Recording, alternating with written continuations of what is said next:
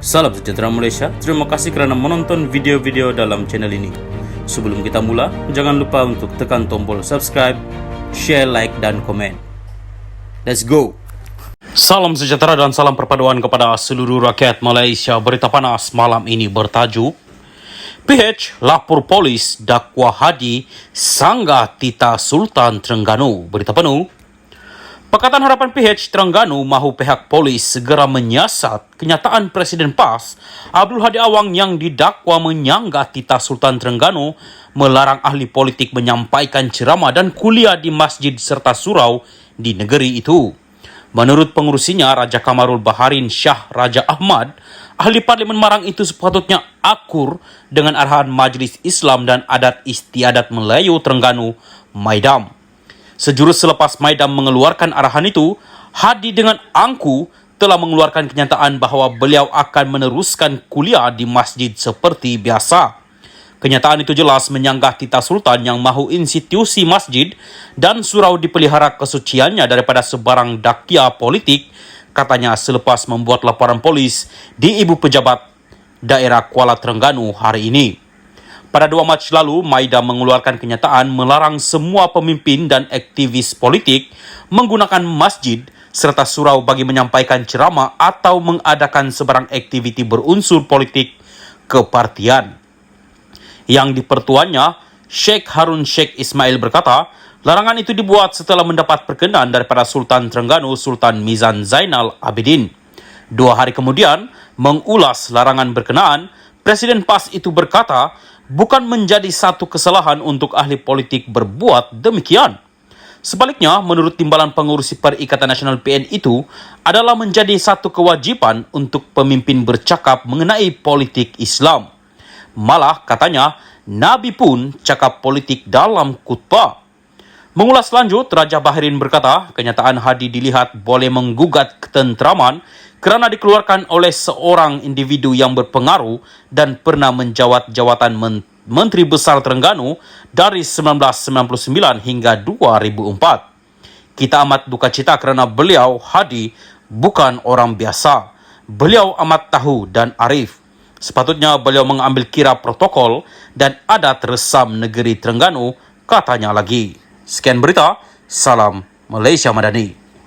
Salam sejahtera dan salam perpaduan kepada seluruh rakyat Malaysia dan pendengar berita panas hari ini dipetik dari Malaysia Kini bertajuk Muhyiddin dipanggil SPRM, Nafi ditahan di Padang Golf. Berita penuh. Presiden Bersatu Muhyiddin Yassin dipanggil ke Ibu Pejabat Suruhanjaya Pencegahan Rasuah Malaysia SPRM di Putrajaya pada jam 11 pagi esok. Muhyiddin yang juga bekas Perdana Menteri mengesahkan perkara itu menerusi kenyataan di Facebook susulan spekulasi dia akan dihadapkan dengan pertuduhan di mahkamah. Dia juga menegaskan laporan bahawa dia telah ditahan di Padang Golf hari ini adalah tidak benar. Hari ini saya hadir ke beberapa mesyuarat berkaitan Perhimpunan Agung Tahunan Bersatu yang akan bermula Jumaat ini. Bagaimanapun, esok Khamis saya diminta ke Ibu Pejabat SPRM pada pukul 11 pagi katanya. Sementara itu, Ahli Jawatan Kuasa Pemuda Bersatu Haris Idham Abdul Rashid memberitahu Malaysia Kini bahawa penyokong parti akan berkumpul bagi menunjukkan sokongan kepada presiden mereka esok. Kami baru saja dapat maklumat bahawa presiden kami akan dipanggil ke Ibu Pejabat SPRM esok untuk soal siasat. Kami jangka akan ada pendakwaan pada esok petang atau keesokannya Jumaat. Jadi kami sedang bersiap sedia untuk tunjukkan solidariti kami, katanya. Sejak pertengahan bulan lepas, beberapa pemimpin Bersatu telah dihadapkan ke mahkamah. Pada 21 Februari, Ketua Penerangan Bersatu ketika itu, Wan Saiful Wanjan, berdepan 2 pertuduhan meminta dan menerima rasuah RM6.9 juta pada 2022. Beberapa pertuduhan juga dikenakan terhadap Timbalan Ketua Bersatu Segambut, Adam Radlan, Adam Muhammad. Menurut SPRM, pertuduhan-pertuduhan itu berkaitan skim Jana Wibawa, inisiatif untuk mempercepat penyampaian projek bagi merangsang pemulihan ekonomi selepas COVID-19. Turut didakwa Tiao Wee Cheng yang menjalankan perniagaan di kawasan Pago, kebetulan kubu kuat Muhyiddin. Sekian berita. Teruskan bersama channel ini. Salam Malaysia Madani. Salam sejahtera dan selamat petang. Berita panas petang ini dipetik daripada Malaysia Kini bertajuk Individu didakwa pegawai Wan Saiful diheret ke mahkamah. Berita penuh. Individu yang didakwa merupakan pegawai penyelidik untuk Wan Saiful Wan Jan diheret ke mahkamah atas dakwaan mengganggu siasatan SPRM. Muhammad Syafiq Abdul Halim, 32, mengaku tidak bersalah di atas pertuduhan mengikut Seksyen 48(C) Akta SPRM 2009 di Mahkamah Session Kuala Lumpur hari ini. Dia sebelum ini ditahan SPRM selepas pendakwa SPRM menawarkan RM10 juta ringgit kepada Wan Saiful sebagai pertukaran untuk menganiaya bekas Perdana Menteri Muhyiddin Yassin dalam kes rasuah. Ketika prosiding di depan Hakim Suzana Hussein hari ini, Syafiq didakwa gagal mematuhi arahan untuk hadir ke pertemuan dengan penolong penguasa SPRM Syahidan Muhammad Saparudin agar keterangannya diambil sebagai sebahagian daripada siasatan.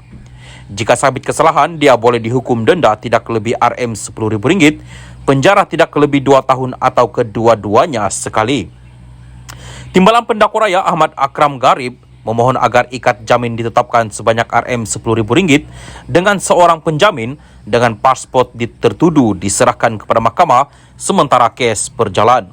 Dia juga memohon mahkamah mengeluarkan perintah larang suara bagi mengelakkan Syafiq daripada membuat kenyataan secara terbuka berkenaan kes itu sementara kes berjalan. Peguam Cetan Jet Huani minta maaf yang mewakili Syafiq berkata sementara pembelaan setuju dengan ikat jamin RM10,000 dan pasport anak guamannya diserahkan kepada mahkamah, mereka membantah permohonan untuk perintah larang suara dikenakan.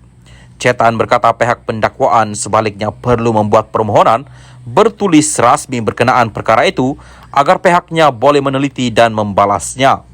Suzana kemudian menetapkan Syafiq dikenakan ikat jamin RM10,000 dengan seorang penjamin serta mengarahkannya untuk menyerahkan pasport esok. Pada 21 Februari lalu, Wan Saiful yang merupakan bekas Ketua Penerangan Bersatu dihadapkan dengan 2 pertuduhan meminta dan menerima rasuah berjumlah RM6.9 juta ringgit membabitkan projek Jana Wibawa bernilai RM232 juta pada tahun lalu. Dia yang mengaku tidak bersalah mendakwa pertuduhan itu sebagai pendakwaan terpilih dan bermotif politik.